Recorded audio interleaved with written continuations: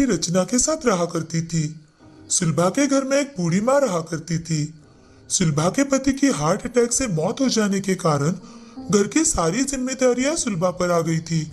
सुलभा के पति खेती में काम किया करते थे। सुलभा के पास दूसरा कमाने का कोई जरिया ना होने के कारण उसने खेती करने का निर्णय लिया। वो अपनी बूढ़ी माँ से, माँ, मैं सोच रही थी कि मैं आज से ही खेती में काम करना शुरू कर दूं। मगर सुलभा, तू अकेले कैसे इतना सब कर पाएगी? माँ, मैं अपने हीरा और कल्लू के साथ खेती का काम आसानी से कर लूंगी। अब मेरे पास पेट भरने का कोई दूसरा रास्ता भी तो नहीं है। बूढ़ी दादी बड़ी दुखी मन से, हाँ बेटी, जाओ और मन लगाकर अपना काम करो। जी माँ। ऐसा कहकर सुलभा खेती में काम करने के लिए चली जाती है। वो दिन भर हीरा और कल्लू की सहायता से खेती का काम करती थी।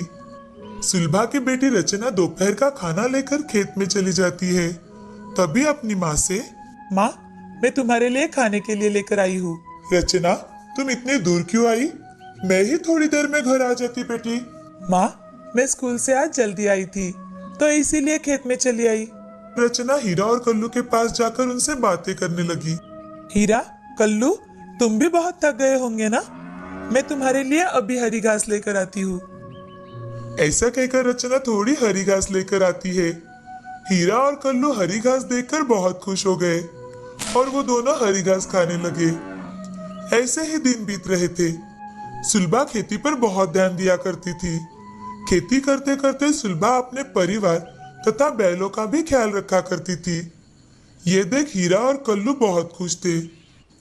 एक दिन बूढ़ी दादी और सुलभा फसल काटने के लिए खेत में गए हुए थे। तभी फसल काटते समय सुलभा के पैर के पास एक बहुत बड़ा सांप आया। हीरा ने सांप को देख लिया। तभी हीरा दौड़ते हुए सुलभा के पास आया। हीरा को ऐसा दौड़ता देख सुलभा बहुत डर गई। तभी हीरा ने सुलभा के पास आकर अपने सींगों से उस सांप को उठाया और दूर फेंक दिया। ये देख सुलभा और बूढ़ी दादी की आंखों में पानी आ गया।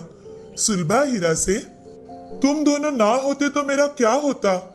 आज तुम्हारी वजह से मैं बच पाई हूँ। ऐसा कहकर सुलभा हीरा के गले लग जाती है।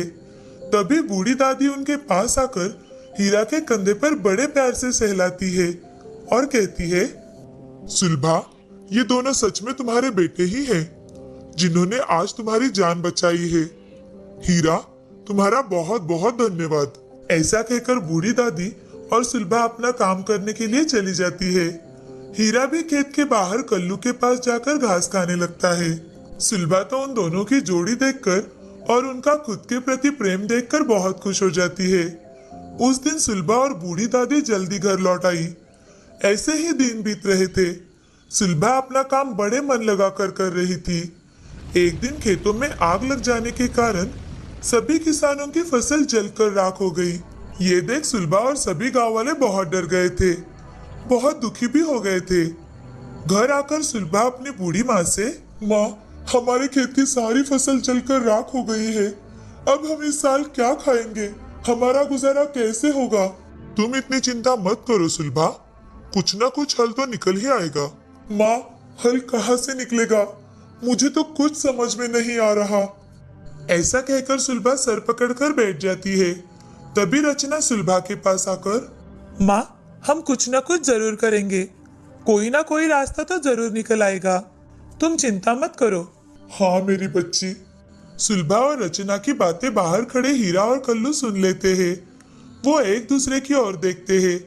तभी कल्लू हीरा से, हम अगर मालकिन की कोई मदद कर सकते तो कितना अच्छा होता। हे भगवान, तुम हमारी मालकिन की सहायता करो। हमारी मालकिन अकेली ही घर की सारी बागडोर संभाल रही है। हे प्रभु, सच में हमारी मालकिन की मदद करो, वो बड़े संकट में है।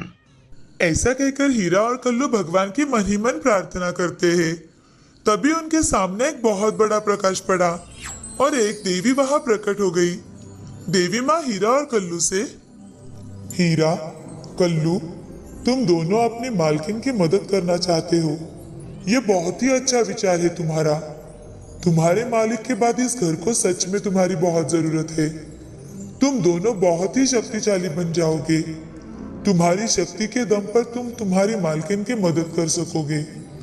और मैं तुम दोनों को एक और वरदान देती हूँ। तुम दोनों अब आदमियों की तरह बोल सकते हो। इसकी वजह से तुम तुम्हारी मालकिन को मन की बात बता सकोगे। ऐसा कहकर देवी हीरा और कल्लू को आशीर्वाद देती है और वहां से अदृश्य हो जाती है। तभी हीरा और कल्लू सुलभा को आवाज देते हैं। मालकिन, मालकिन, बाहर आइए मालकिन। ऐसा कहकर दोनों सुलभा को आवाज देते हैं। तभी किसी की आवाज सुनकर सुलभा बाहर आकर देखती है तो उसे कल्लू और हीरा के अलावा वहां कोई नहीं दिखता। तभी कल्लू और हीरा सुलभा से, मालकिन, हम बोल सकते हैं। तुम बोल सकते हो? मगर कैसे? एक प्राणी भी बोल सकता है? मुझे तो कुछ समझ नहीं आ रहा। मालकिन, हमें देवी माँ से वरदान मिला है, इसलिए हम बोल सकते हैं।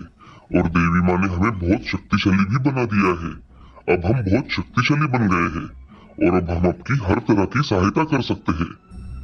मुझे तो मेरे कानों पर विश्वास ही नहीं हो रहा कि ये सब सच है। ये सब सच है मालकिन। ऐसा कहते ही सुलभा दोनों की पीठ बड़े प्यार से थपथपाती है। उन दोनों के कंधे पर हाथ फेरकर सुलभा घर में चली जाती है। वरदान की वजह से हीरा और कल्लू आज बहुत खुश थे। अगले दिन हीरा और कल्लू को घास डालने के लिए सुलभा आती है। तभी हीरा सुलभा से, मालकिन, इस साल की प्रतियोगिता में हम दोनों भाग लेंगे और जीतेंगे भी। आप वहां जाकर हमारा नाम देकर आइए। वो प्रतियोगिता बहुत खतरनाक होती है हीरा। मैं तुम दोनों को खतरे में नहीं डाल सकती। मालकिन, हमें इससे कोई तकलीफ नहीं होगी। हमारे साथ देवी माँ का वरदान है और आपको इससे थोड़ी मदद हो जाएगी। ठीक है, तुम दोनों कहते हो तो मैं नाम लिखवा कर आती हूँ। ऐसा कहकर सुलभा वहां से चली जाती है और प्रतियोगिता में दोनों का नाम लिखवा कर आती है। 2 दिन बाद प्रतियोगिता होती है। प्रतियोगिता में गांव वालों के साथ साथ आसपास के गांव वालों के बैल भी शामिल थे। उसी प्रतियोगिता में हीरा और कल्लू दोनों भी शामिल हो जाते हैं। सभी अपनी अपनी गाड़ियों के साथ प्रतियोगिता में हिस्सा लेते हैं। सुलभा भी हीरा और कल्लू के साथ अपनी गाड़ी लेकर आती है। प्रतियोगिता में सुलभा के बैल पहले नंबर पर आकर जीत जाते हैं। सुलभा और गांव वाले बहुत खुश हो जाते हैं। सुलभा को प्रतियोगिता का इनाम 20,000 रुपए दिए गए। सुलभा अपने बैलों के साथ घर लौट आती है। बूढ़ी दादी माँ हीरा और कल्लू की आरती करती है और उन्हें अच्छे अच्छे पकवान खाने के लिए देती है। ये देख कल्लू, दादी माँ, आपने इतना सब हमारे लिए किया। आज तुम दोनों ने प्रतियोगिता जीतकर हमें बहुत मदद की है, इसीलिए। हाँ माँ, आप सच कह रही है। ये दोनों सच में मेरे बेटे ही है। रचना के पिताजी जाने के बाद मुझे इनका बड़ा सहारा मिला। मालकिन, ये आपका बड़प्पन है जो आपने हम जैसे जानवरों को बेटा बनाया। ऐसा कहकर हीरा और कल्लू उनका खाना खा लेते हैं और आराम करने चले जाते हैं। सुलभा भी 2 बेटे मिलने की खुशी में बहुत खुश थी। आज सुलभा को रचना के साथ साथ जीवन में 2 बेटे और मिले थे। वो भगवान से हाथ जोड़कर, हे भगवान, आपने मुझे इतने अच्छे बेटे दिए हैं कि मैं आपको बहुत बहुत धन्यवाद देती हूँ। मैं हमेशा आपकी आभारी रहूंगी। ऐसा कहकर सुलभा भगवान के सामने हाथ जोड़ती है। अब हीरा और कल्लू की सहायता से सुलभा अपने कठिन से कठिन काम कर लिया करती थी। उन दोनों की सहायता से सुलभा अच्छे से जीवन बिता रही थी। इसीलिए दोस्तों, प्राणी भी हमारे जीवन का एक हिस्सा है। अगर उन्हें भी आदर तथा प्रेम दिया तो वो बदले में हमें